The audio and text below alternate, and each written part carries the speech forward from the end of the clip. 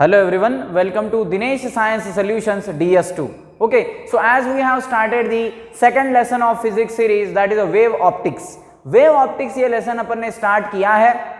In the first lecture, we have discussed the introductory part of this lesson. Okay, in the second lecture, we have studied that is a corpuscular theory. Okay, corpuscles के nature के अंदर light है, ये अपन ने पढ़ा था. Wave nature of light, light का wave nature होता है, ये भी अपन ने यहां से कंप्लीट किया है. Okay, so light has a dual nature, particle as well as wave nature, जो कि अपन ने यहां से कंप्लीट किया है. This was a simple introduction for this lesson. ठीक है, आगे बढ़ते हैं. Next point, most important and very important for all of our exams, that is Huygens theory. Okay, Huygens theory ये काफी ज्यादा इंपॉर्टेंट है हमारे एग्जाम पर्सपेक्टिव से. हाइजेंस थ्योरी के अंदर तीन अलग अलग पॉइंट्स रहते हैं, तीन अलग अलग पॉइंट्स हमें यहां पर पढ़ने होते हैं. First is the primary and secondary sources of light. ठीक है, जैसे जैसे आगे जाएंगे वैसे वैसे मैं आपको आगे के पॉइंट्स भी बता दूंगा. ठीक है, सो पहला पॉइंट है primary and secondary sources of light. ठीक है, जो लाइट के प्राइमरी एंड सेकेंडरी सोर्सेस के बारे में अपने को यहां पर देखना है हाइजेंस थ्योरी के अंदर. Okay, so let us start. What is the primary sources? Primary sources, हम किन सोर्सेस को, किन लाइट सोर्सेस को हम प्राइमरी सोर्स कह सकते हैं? Let us see. The sources emit light of their own.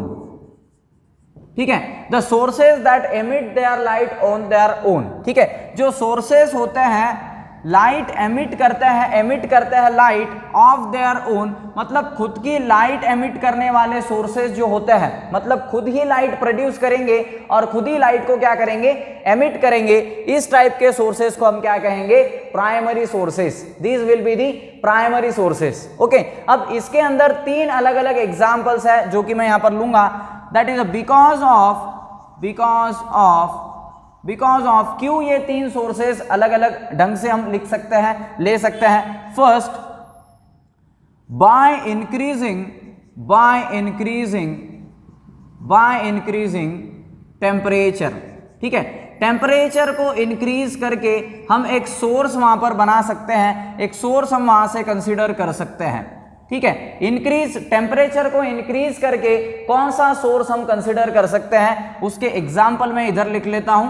That is suppose example, that is a flame. ठीक है, कोई फ्लेम रहेगी, कैंडल की फ्लेम हो सकती है या फिर कोई भी चीज की फ्लेम है, उसका आप टेम्परेचर इंक्रीज करके क्या कर सकते हो, that is a source create कर सकते हो. सो फ्लेम हो गया. Another that is a sun is also an example. Sun का अगर टेम्परेचर बढ़ जाता है तो वो भी लाइट रेज को ज्यादा प्रोपोर्शन के अंदर एमिट करने लगता है. ठीक है, देन नेक्स्ट, बाय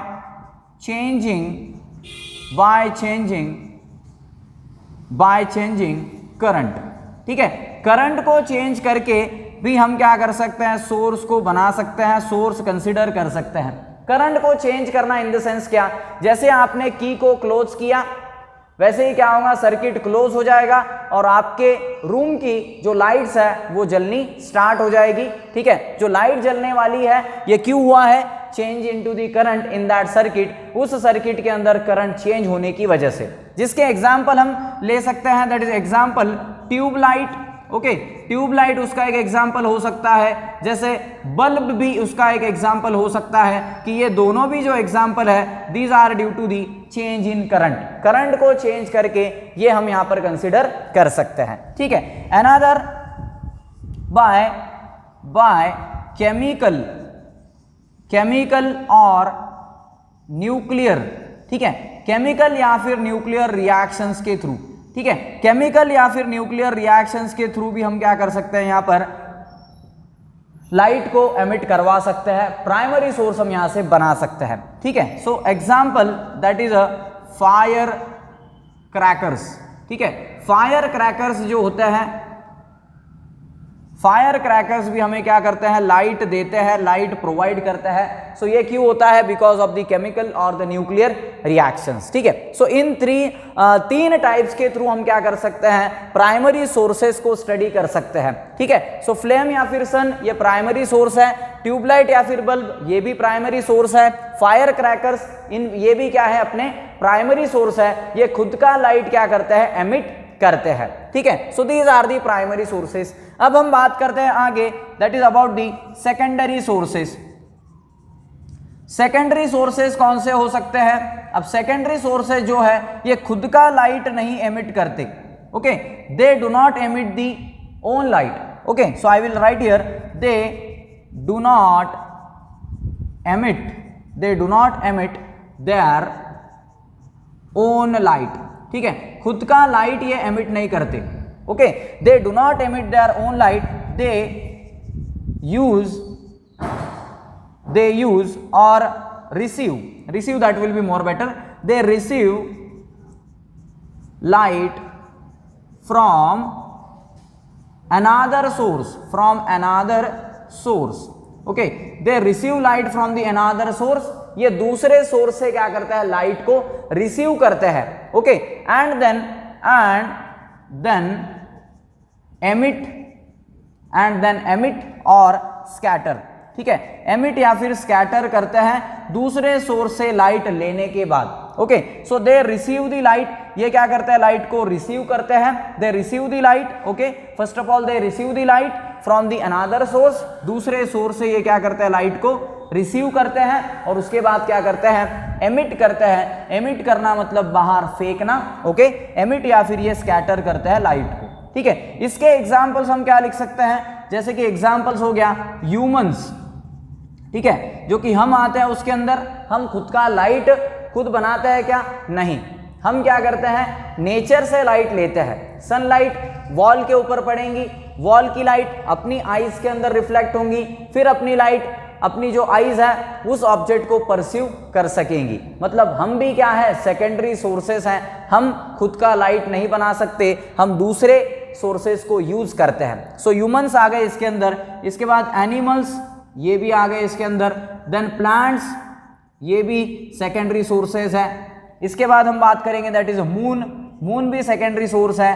प्लैनेट्स ये भी क्या होते हैं, सेकेंडरी सोर्सेस होते हैं। ठीक है, so all these are examples of the secondary sources. ये सभी किसके एग्जांपल्स हैं, ये सेकेंडरी सोर्सेस के एग्जांपल्स हैं। ठीक है, so primary and secondary sources, this is the one part of the Huygens theory. ये हाइजेंस थ्योरी का एक पार्ट है, एक सिंगल पार्ट अपन ने यहां से कंप्लीट किया है हाइजेंस थ्योरी का। सेकेंड पार्ट है that is about the wave fronts. Okay, second part के अंदर हम पढ़ेंगे about the wave fronts. So second that is a wave fronts. So what are the wave fronts? Wave fronts क्या होती है, क्या होता है वेव फ्रंट? यानी वेव फ्रंट का डेफिनेशन मैं डायरेक्टली आपको नहीं बताऊंगा, पहले हम कुछ 3 से 4 पॉइंट्स हम यहां पर देखेंगे और उसके बाद मैं आपको यहां पर बताऊंगा कि वेव फ्रंट क्या होता है। Okay, so let us see, when we drop a stone into a stationary or steady, that will be more better here. Okay, steady water ripples are generated and they travel in all directions from the point where stone touches the water. ठीक है, एक simple statement मैंने आपके सामने यहां पर लिख रखा है, उसका मीनिंग क्या है हम समझते हैं और हम वेव फ्रंट तक जाने की कोशिश कर रहे हैं। देखो, so when we drop a stone into a steady water, ठीक है, जब हम एक स्टोन को ड्रॉप करते हैं, okay, when we drop a stone into a steady water, steady water का मीनिंग क्या समझते हो आप? Stationary water. ठीक है, स्टेशनरी यानी कि रेस्ट में, जो वाटर स्थिर है, जो घूमने वाला नहीं है, उसके अंदर कोई भी टाइप का मोशन नहीं है, that is called as steady और स्टेशनरी वाटर। ठीक है, सो स्टेडी वाटर की मैं यहां पर बात कर रहा हूं। स्टेडी वाटर के अंदर आपने क्या करना है, ड्रॉप करना है एक simple stone. Okay, so when we drop a stone into the steady water, ripples are generated. ठीक है, जैसे ही हम स्टोन डालेंगे स्टेडी वाटर के अंदर तो वहां पर वेव्स का फॉर्मेशन होगा, रिपल्स का वहां पर फॉर्मेशन होगा। Okay, so ripples are generated, ripples वहां पर जनरेट होने वाले हैं। ठीक है, and the ripples they travel in all directions. ठीक है, अब ये जो मेरा रिपल्स है ये क्या करेंगे, सभी डायरेक्शंस के अंदर ट्रैवल करेंगे। ठीक है, जैसे ही आपने स्टोन पानी में डाला तो क्या होने वाला है, रिपल्स जनरेट होने वाली है, वेव्स जनरेट होने वाली है, और ये सभी डायरेक्शंस के अंदर क्या करेंगी, प्रोपोगेट करेंगी, ट्रैवल करेगी। ओके, ये इसका मीनिंग है स्टेटमेंट का। So from the point where stone touches the water. ठीक है, अब ये रिपल्स किधर से ट्रैवल करेंगी, जहां पर आपका स्टोन टच होने वाला है वाटर सरफेस को, वाटर सरफेस को। ठीक है, अगर मैं वाटर सरफेस कंसीडर करता हूं, फिर से मैं आपको बताने की कोशिश करता हूं, मेरा स्टेडी वाटर है, उसके अंदर मैं क्या कर रहा हूं, एक स्टोन ड्रॉप कर रहा हूं, फिर क्या होगा, वहां पर रिपल्स का फॉर्मेशन होगा, रिपल्स जनरेट होगी, और ये रिपल्स सभी डायरेक्शंस के अंदर प्रोपोगेट करेंगी, सभी डायरेक्शंस के अंदर ये रिपल्स ट्रैवल करेंगी। ठीक है, किधर से स्टार्ट करेंगी, जिधर आपका स्टोन उस वाटर सरफेस को टच कर रहा रहेगा उस पॉइंट से। ठीक है, जहां पर मेरा स्टोन उस वाटर सरफेस को टच करने वाला है, वहां से ये रिपल्स का प्रोडक्शन होने वाला है, वहां पर से ये वेव्स अराइज होने वाली है। Okay, so next point, water particles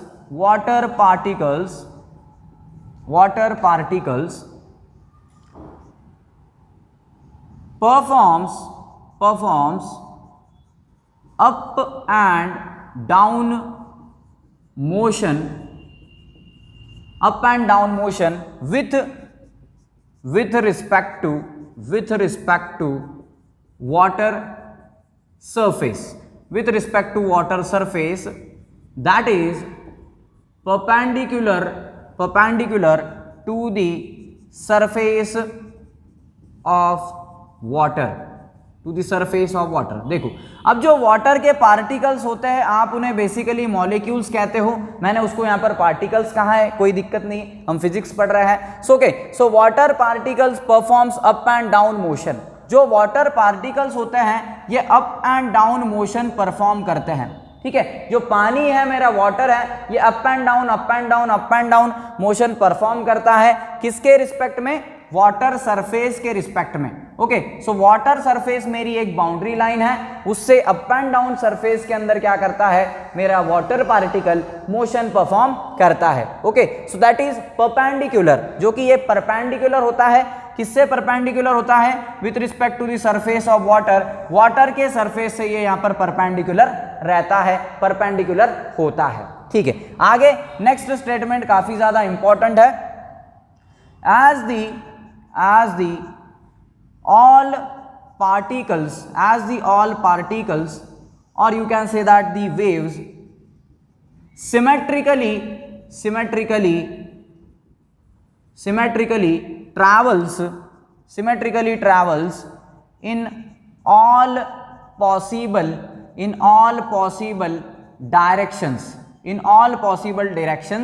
okay, in all possible directions along the circumference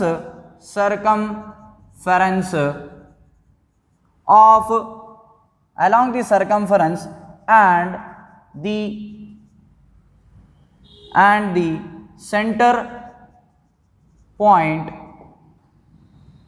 all the particles are in same phase, okay, same phase. चलो इस स्टेटमेंट का मीनिंग समझते हैं, ये स्टेटमेंट समझते ही आपको वेव फ्रंट क्या है वो क्लियर होने वाला है। देखो, so as the all the particles और वेव्स, जैसे सभी पार्टिकल्स या फिर हम वेव्स की बात करते हैं सिमेट्रिकली, ठीक है। अब ये सभी जो वेव्स है ये सेम है सिमेट्रिकली, इसके लिए मैंने यहाँ पर वर्ड लिखा है। जैसे ही आप वाटर के अंदर स्टोन को ड्रॉप करोगे सो वहां पर वेव्स जनरेट होने वाली है, सिमेट्रिकल ये वेव्स है। Okay, so water waves are there symmetrically travels in all possible directions. अब ये जो वेव्स है सभी पॉसिबल डायरेक्शंस के अंदर ट्रैवल करेगी अलोंग दी सर्कमफरेंस, ठीक है। इसके बाद सर्कमफरेंस ऑफ द सर्कल क्या होता है, उसकी जो आउटलाइन होती है, उस सर्कल की आउटलाइन जो होती है उसे हम सर्कमफरेंस कहते हैं। So circumference and the center point, ठीक है, सेंटर पॉइंट के ऊपर और सर्कमफरेंस ऑफ सर्कल के ऊपर all the particles are in the same phase, ठीक है। सर्कमफरेंस के ऊपर भी पार्टिकल्स रहेंगे, सेंटर के ऊपर भी क्या रहेंगे, पार्टिकल्स रहेंगे। तो ये सभी पार्टिकल्स कैसे हैं, सेम फेज के अंदर है। Okay, so all particles are in same phase, सभी जो मेरे पार्टिकल्स है वो कैसे हैं, सेम फेज के अंदर है।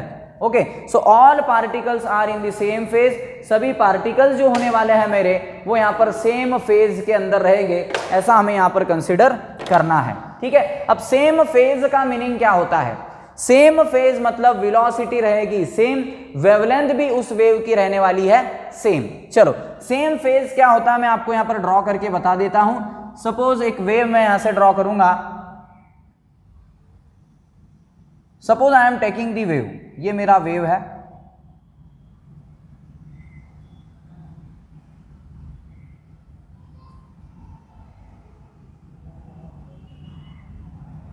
Okay, so this is a wave, ये वेव मैंने यहां से कंसिडर कर ली है, ठीक है। अब ये एक पहली वेव है, this is the first wave जो कि मैंने यहां पर ब्लैक मार्कर से ड्रॉ की है, ठीक है। अब अनदर वेव हम यहां पर अगर कंसिडर करते हैं, suppose this is wave I am considering over here, ये मेरी सेकंड वेव है, ठीक है, ये मेरी सेकंड वेव है जो कि इस वेव के ऊपर क्या हो रही है, ओवरलैप हो रही है, ठीक है। ये मेरी सेकंड वेव है जो कि पहली वाली वेव के ऊपर ब्लैक कलर की जो वेव मैंने यहाँ पर ड्रॉ की है उससे ये वेव क्या हो रही है, यहाँ पर ओवरलैप हो रही है। ओके, सो ये कितनी वेव्स हो गई, यहाँ पर दो वेव्स हो गई। एक वेव मैंने यहाँ पर ब्लैक मार्कर से ड्रॉ की थी, दूसरी वेव मैंने यहाँ पर रेड कलर के मार्कर से ड्रॉ की है। तो ये दोनों भी वेव्स ओवरलैप हो रही है, एक दूसरे के ऊपर ओवरलैप हो रही है। इन दोनों वेव्स को हम क्या कहेंगे, दे आर ओवरलैपिंग वेव्स, ठीक है। ये ओवरलैपिंग वेव्स है, या फिर आप इसको बोलोगे the waves are in same phase. ये दोनों वेव्स क्या है, सेम फेज के अंदर है। दोनों भी वेव्स इस केस में इनका जो फेज है वो क्या है, सेम है, ठीक है। सो ब्लैक वाली एंड रेड वाली दोनों का फेज कैसा है, सेम है। So that is called as a same phase, इसी को हम सेम फेज कहते हैं, ठीक है। अब वेव फ्रंट क्या होता है ये तो आपको समझ आ गया। वेव फ्रंट क्या होता है, तो वेव फ्रंट का डेफिनेशन मैं यहां पर लिख देता हूं ऊपर, ठीक है। So what is the definition of the wave front, wave front का एक्चुअल डेफिनेशन क्या है, what is the definition of the wave front. Okay, so the locus of all points, the locus of all points having the same phase, okay, the locus of all points having the same phase at a given or at any instant of time is known as wave front, is known as wave front। इसी को wave front कहा जाता है।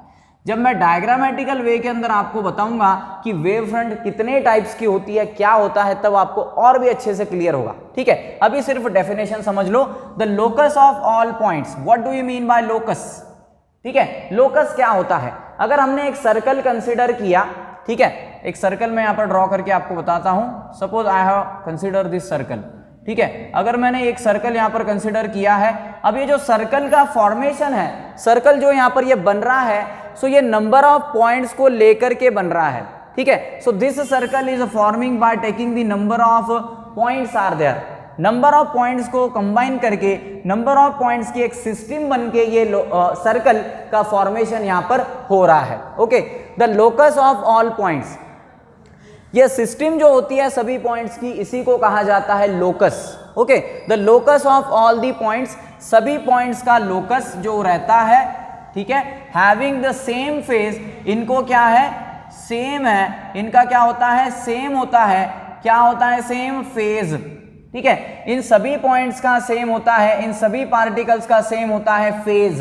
Same phase का meaning क्या है, एक wave है उसके ऊपर दूसरी वेव है, दोनों ओवरलैपिंग वेव्स को हम सेम फेज के अंदर है ऐसा हम कह सकते हैं, ऐसा हम यहां पर डिटेक्ट कर सकते हैं। Okay, so at any instant of time, कोई भी समय, ठीक है, कोई भी समय अगर आप यहां पर कंसिडर करोगे कि इन पॉइंट्स का जो, इन पार्टिकल्स का जो फेज है वो क्या है, सेम है, उसी पॉइंट के ऊपर या फिर उसी को हम कहते हैं wave front, that is called as the wave front. Okay, so the locus of all points having the same phase at an instant of time, at a given instant of time or at any instant of time is known as the wave front. इसी को हम wave front कहते हैं, ठीक है। चलो, अब wave front क्या है आपको थोड़ा बहुत समझ में आ चुका होगा, लेकिन अब पूरा ही कॉन्सेप्ट आपका क्लियर हो जाएगा जब मैं यहाँ पर बात करूंगा टाइप्स ऑफ वेव फ्रंट की, ठीक है। अब टाइप्स ऑफ वेव फ्रंट क्या होते हैं, देखो, सो टाइप्स ऑफ वेव फ्रंट, ठीक है, वेव फ्रंट के टाइप्स की हम यहां पर बात करेंगे, टाइप्स ऑफ वेव फ्रंट्स, ठीक है। सो बेसिकली यहां पर 3 टाइप्स होते हैं वेव फ्रंट्स के। पहला टाइप हम यहां पर देखेंगे, दैट इज अ स्पेरिकल, ठीक है, स्पेरिकल वेव फ्रंट। ओके, सो स्पेरिकल वेव फ्रंट की हम यहां पर बात करते हैं। सबसे पहले स्पेरिकल वेव फ्रंट क्या होता है, ठीक है। Spherical wave front that is a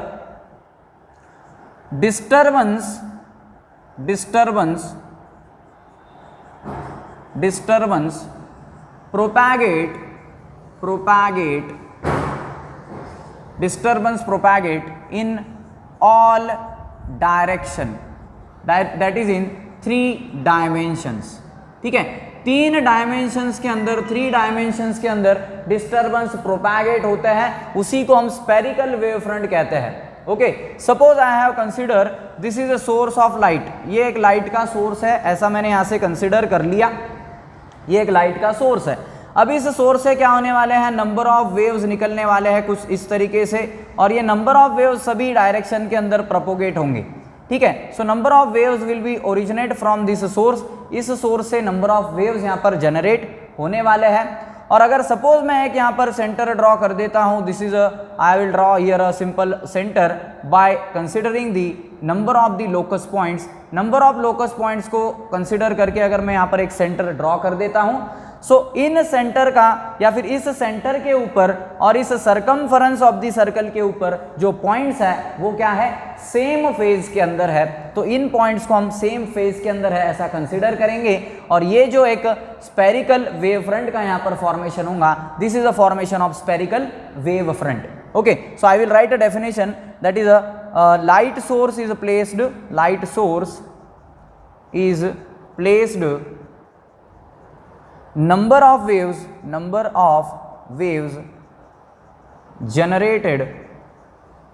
generated or emit in all possible direction is known as spherical wave front. इसी को हम कहते हैं spherical wave front. Okay, that is called as a spherical wave front. ठीक है। अब दूसरे wave की फ्रंट की हम बात करते हैं, that is a plane wave front. Plane wave front क्या होता है, okay, so let us see the plane wave front. Plane wave front क्या होता है, ओके, प्लेन वेव फ्रंट का सबसे पहले मैं डायग्राम यहां पर ड्रॉ करना चाहूंगा, या फिर हम डेफिनेशन लिख देते हैं इसका। When the waves covers a large distance from the source, then that waves looks like linear, that waves looks like a linear, ठीक है। देखो क्या मीनिंग है उसका, मैं आपको डायग्रामेटिकल वे के अंदर समझाता हूं।